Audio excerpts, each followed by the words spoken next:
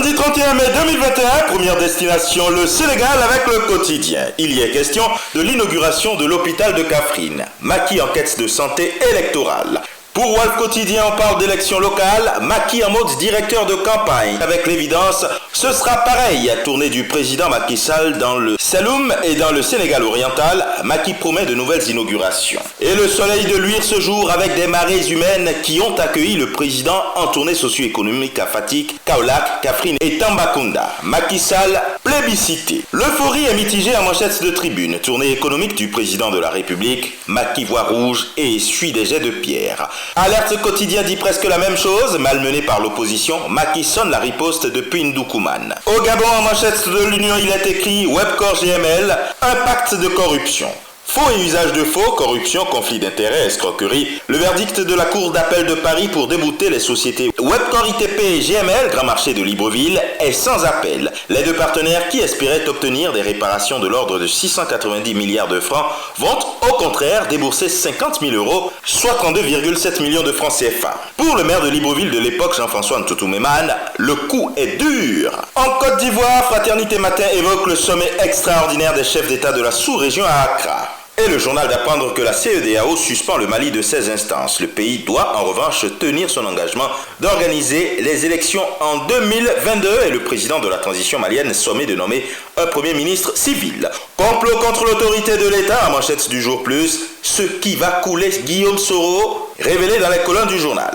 Grogne des militants, législative à Mankono, le RHDP se déchire, c'est ce qu'apprend le bélier intrépide. Pendant qu'avec le matin, on lit Covid-19, campagne de vaccination, comment des doses de vaccins se perdent dans les centres. Au Bénin, la Nation titre, configuration et orientation du nouveau gouvernement, les explications de Wilfried Léandre Humbeti.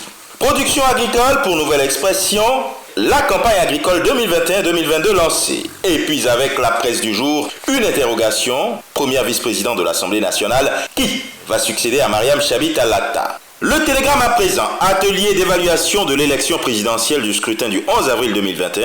Plusieurs recommandations nécessitent la relecture du code électoral. Au pays des hommes intègres, le quotidien, l'information pour tous écrit Souleymane Badiel, secrétaire général de la F-Inter à propos de la crise dans l'éducation, estime que si ces réformes sont mises en place, elles contribueront à renforcer la privatisation de l'éducation. Au Togo, liberté. Coup d'État décrié au Mali, qu'en est-il du coup d'État permanent au Togo? Le quotidien Émergence se propose de faire le zoom sur les plus gros scandales financiers sous l'ère Biya.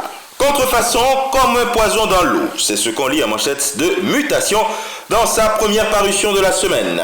De nouveaux cas débusqués font craindre le pire et le cri du réseau national des consommateurs.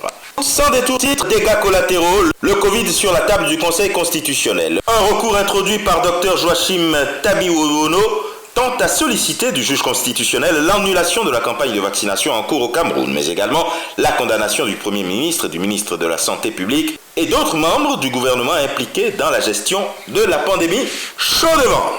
Gestion du Covid-19 pour l'indépendant, le Fonds monétaire international réclame un audit indépendant. En bloquant la seconde phase des financements liés à la lutte contre le Covid-19, le FMI réclame maintenant un audit indépendant qui pourrait éclabousser les personnalités des plus insoupçonnées jusqu'aux prestataires de l'État cachés sous des noms d'emprunt. Cameroun-Guinée équatoriale, Cameroun Tribune annonce des projets ensemble entre les deux pays frères.